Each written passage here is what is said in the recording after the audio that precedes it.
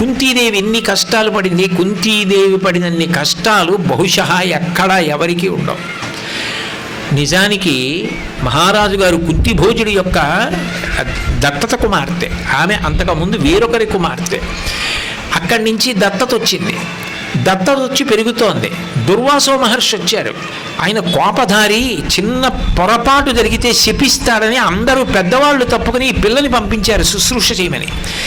ఎంత గొప్ప శుశ్రూష చేసిందో. అంత సంతోషపడిపోయిన దుర్వాసుడు నీకు వరం ఇస్తానడగమన్నాడు. చిన్నపిల్ల ఏమడగాలో తెలియలేదు. ఉదయిస్తున్న సూర్యబింబాన్ని చూసింది. నాకు తలుచుకుంటే అటువంటి సంతానం కలగాలని వరం అడిగింది. సూర్యబింబాన్ని చూసి నిజంగా మహర్షి ఇచ్చిన వరం ఫలిస్తుందా అని కొడుకు కావాలంది. దేవతల్ని అడిగినప్పుడు మంత్రంతో వాళ్ళు ఇవ్వకుండా ఉండరు. కర్ణుడిని ఇచ్చారు. అంత తేజోవిరాజితుడు, సహజ కవచ కుండలాలతో పుట్టాడు. కానీ కన్యాగర్భం పెళ్ళవలేదు. భయపడిపోయి నీళ్లలో వదిలేసింది. ఆ తర్వాత పాండురాజుని చేసుకుంది. సకల వైభోగాలతో ఉన్నాను, పోన్లే ఆ పిల్లవాడు ఎక్కడికో వెళ్ళిపోయాడు, పెరుగుతున్నాడని మనసు సరిపెట్టుకుంది. ఈలోగా పాండురాజుకి శాపం వచ్చింది. సంతానం కలగలేదు. నాకు మంత్రం ఉంది, దానివల్ల పిల్లలు పుడతారంది. అయితే ఆ మంత్ర ప్రభావంతో పిల్లల్ని కన్ను నేను తండ్రిని అవుతానన్నాడు. ధర్మరాజు, భీముడు, అర్జునుడు ముగ్గురిని కంది.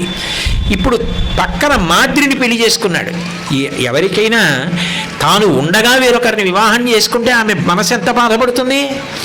ఫోన్లే ఇప్పుడు మాద్రి కన్నా నేను మెట్టు పైన, నాకు పిల్లలు ఉన్నారనుకుంది. ఆ మంత్రం మాద్రికి చెప్పు, పిల్లల్ని పొందుతుంది అన్నాడు. మంత్రం మాద్రికి చెప్పింది. నకుల సహదేవుల్ని పొందింది. పాండురాజు దోషం చేశాడు, మరణించాడు. ఇప్పుడు మాద్రి నేను పెంచలేని పిల్లలని సహగమనం చేసింది. కుంతి 5 పిల్లల్ని చేసుకుని దుర్యోధనుడి దగ్గరికి వెళ్ళింది. ఎన్ని మాటలు అంటాడో తెలుసు. ఓర్పుతో పిల్లల్ని పెంచి పెద్ద చేసింది. లక్క ఇంట్లో పెట్టి కాల్చేశారు. దిక్కులేని దానిలాగా భీముడు ఎత్తుకుని తీసుకెళ్తే అరణ్యంలో కూర్చుని 5 పిల్లలతో భిక్షాటన చేయించి పెంచి పెద్ద చేసుకుంది.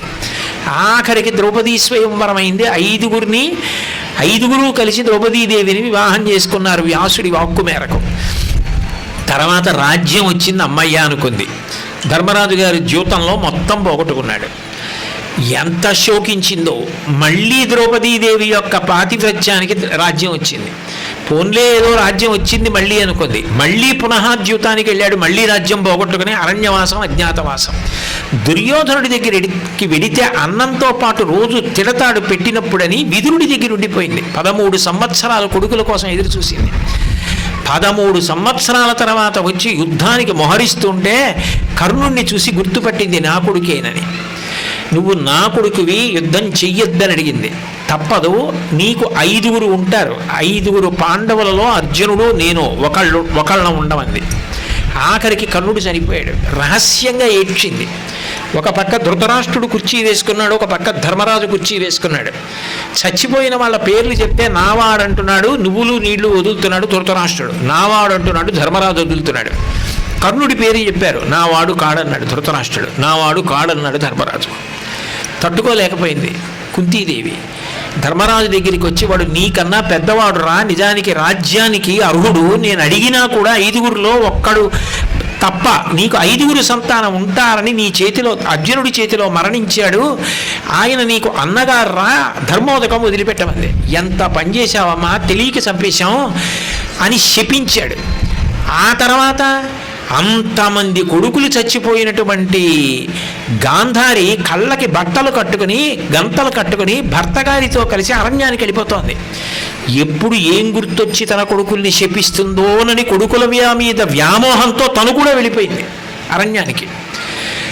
ఆఖరికి కొడుకులు రాజ్యం చేస్తుంటే తాను బావగారికి, అక్కగారికి సేవ చేసింది అడవిలో. కార్చిచ్చు పుడితే కార్చిచ్చులో కాలి చచ్చిపోయింది. ఇన్ని చేసిన కుంతి, ఇన్ని కష్టాలు పడిన కుంతి కృష్ణ భగవానుడిని అడిగింది ఏమిటో తెలుసా భాగవతంలో? యాదవులందు పాండు సుతులందు నాకు మోహ విచ్ఛేదము చేయుమయ్య, ఘనసింధువు చేరిడి గంగభంగి నీపాద సరోజ చింతనముపై అనిశము మదీయ బుద్ధి అత్యాదర వృత్తితో గదియగనట్లు చేయగదయ్య ఈశ్వరా అని అడిగింది. నాకు ఈ యాదవులు పాండవుల యందు మోహం పోగొట్టి పడిన కష్టాల వల్ల నా పాపాలు పోయి, ఇక నది ప్రవహించి ప్రవహించి ప్రవహించి సముద్రంలో కలిసిపోయినట్టు నేను నీ పాదముల యందు కలిసిపోయేటట్టుగా అనుగ్రహించమని అడిగింది. కష్టాన్ని భరించగలగడం ఓర్పు. రెండవది, కష్టాన్ని భరిస్తున్నప్పుడు నా పాపం పోతోందని భరించగలగడం.